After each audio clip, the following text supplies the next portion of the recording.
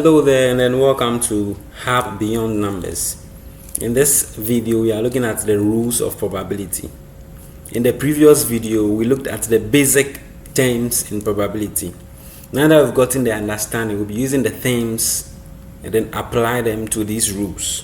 So if you have missed the previous one, kindly go back and then revise on that. Now, at the end of this video, you should understand the basic probability formula and then apply it to calculate the likelihood of an event. Okay. So our basic probability formula here says that the probability of an event, this you see over here, P of E. We looked at an event in our previous video. So the probability of any event you are considering within the sample space, right, is equal to the event. In other words, the favorable outcomes all over the total outcome.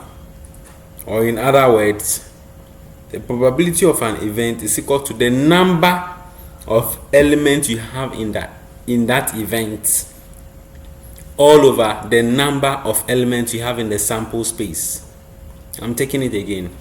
The probability of an event here is equal to what? The number of elements you have in the outcome all over the number of elements you have in the event, all over the number of elements you have in the sample space. That is the probability of an event. Okay, so then let's look at some examples. Before we look at the examples, there are some key points we need to remember. First of all, probability is always a number between 0 and 1. It is always a number between 0 and 1. So there is something we call the probability line. Let me just draw that quickly here. Looking at this diagram here, I just drew, called the probability line, right? If you want the probability of any event, it will be between 0 and 1 inclusive. Inclusive here means that the probability can be what? 0. And if a probability is 0, we say it is what? Impossible to occur. The probability which is 0 is what? Impossible to occur. Imagine throwing a die and then expecting to get 7.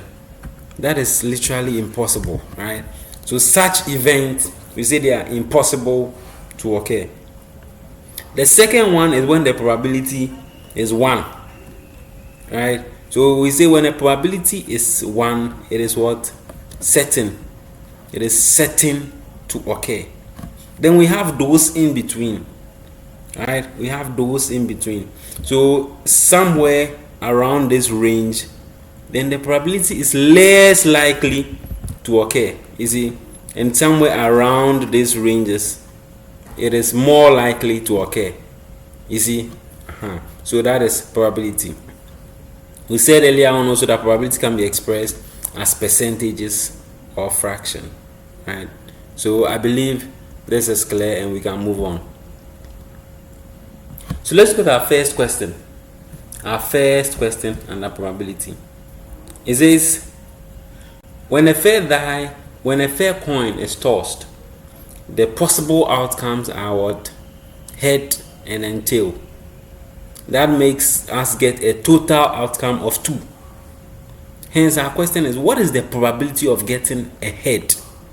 What is the probability of getting a head? So how do you go about this? Remember, we said the probability of an event. So we said the probability of an event is the number of elements you have in the event all over what? Sample space. You see? So for what we have here, the event we are talking about is what is the probability of getting a head? If you look at our sample space here, how many heads do we have? It is just 1. If you look at the sample space of tossing a coin, which give us head and tail. Our event under consideration, which is getting ahead, it is just 1 we have there. So the number of elements we have as the event is going to be what? 1 all over the number of elements we have as sample space. So in our sample space, how many elements do we have? 1, 2. That is 2, right? So then we can say the probability of getting ahead is 1 over 2. And if you have to change it into fraction, then you can say it's already in fraction. In decimal, that is 0.5, right? In percentage, then that is going to give us a 50%.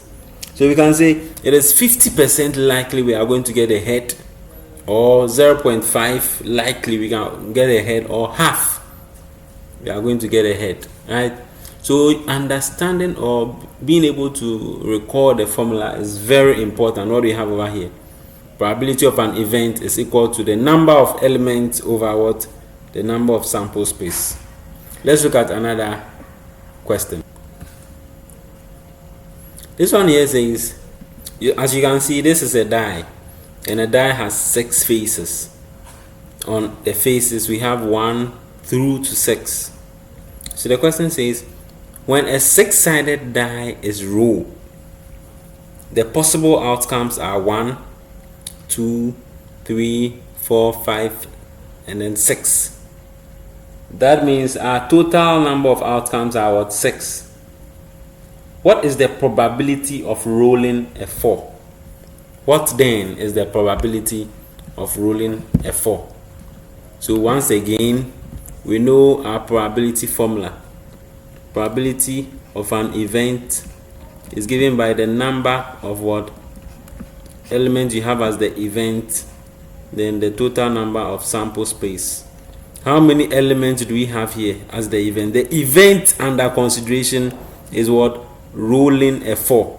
So we need to take note of that. We are rolling a 4. So how many 4s do you have in our sample space? It's just 1, right? So that is, we know that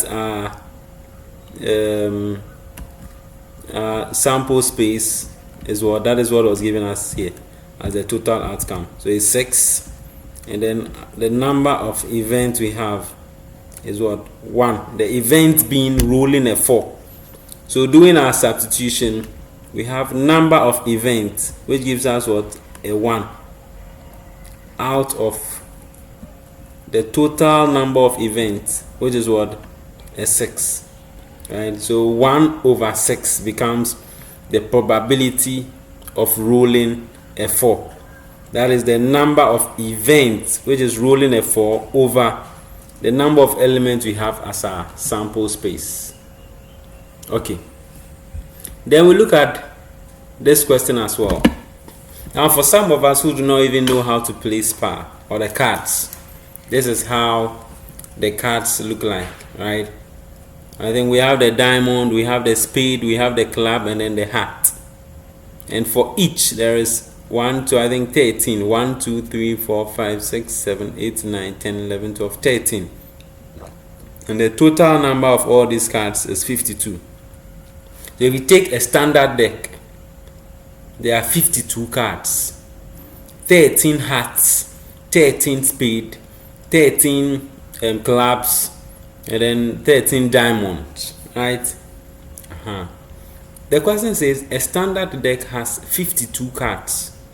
Calculate the probability of drawing a hat. So this is our sample space over here. We know that. So we know for a standard deck, the sample space or number of cards, the total number of cards is what? 52, as has been given already to us. You see, we are talking of hats. So the event here we are talking about is drawing a hat.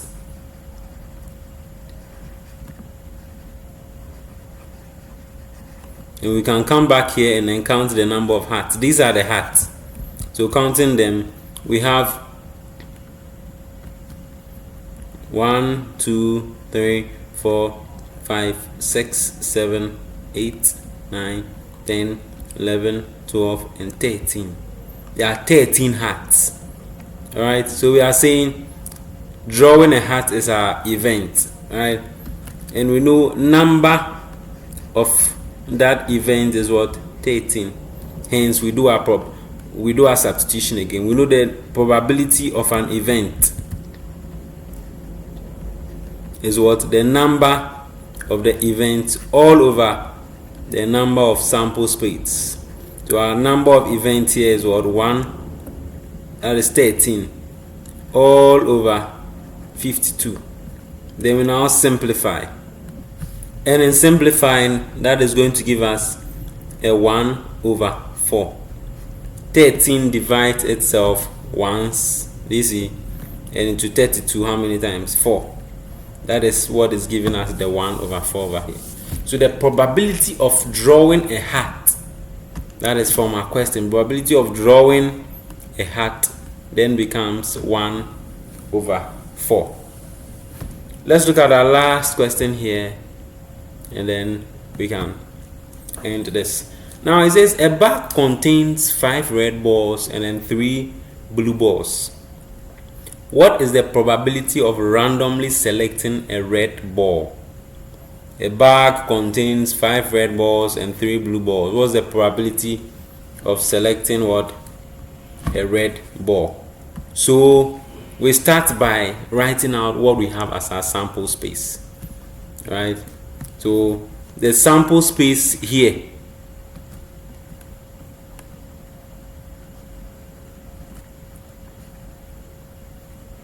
becomes what? The red balls plus 5 balls, 3 blue balls. So 5 red balls. So let me just write red balls as R B plus 3 blue balls, which gives us what? 8 balls. You can say 8 balls in total. What is the probability of randomly selecting a red ball? So our event here is what? Red balls. You see, so we from the above we know that the sample spaces number is what? 8. Then we come to red balls. We know that there are how many red balls? There are 5 red balls, which implies that the number of what event we are talking about is what? 5. So using our probability formula, where we say that what? The probability of an event is equal to the number of what? Events all over the number of sample space. And substituting, we have number of events, we have said is 5. So 5 all over the number of sample space, that is what? 8. Is it possible we simplify? No, there is nothing to simplify. Hence this becomes our solution. Well, so that is it for probability. Here are some questions you can solve and then practice on your own. There are about 4 of them. So kindly solve. As I always say, it's all about practicing. You keep practicing and you become perfect. All right. So thank you for watching to the end. Now, if this is your first time on this channel and you haven't subscribed, you can choose to subscribe so that anytime I release a video, you'll be notified as well. Thank you, and then stay blessed. Happy learning.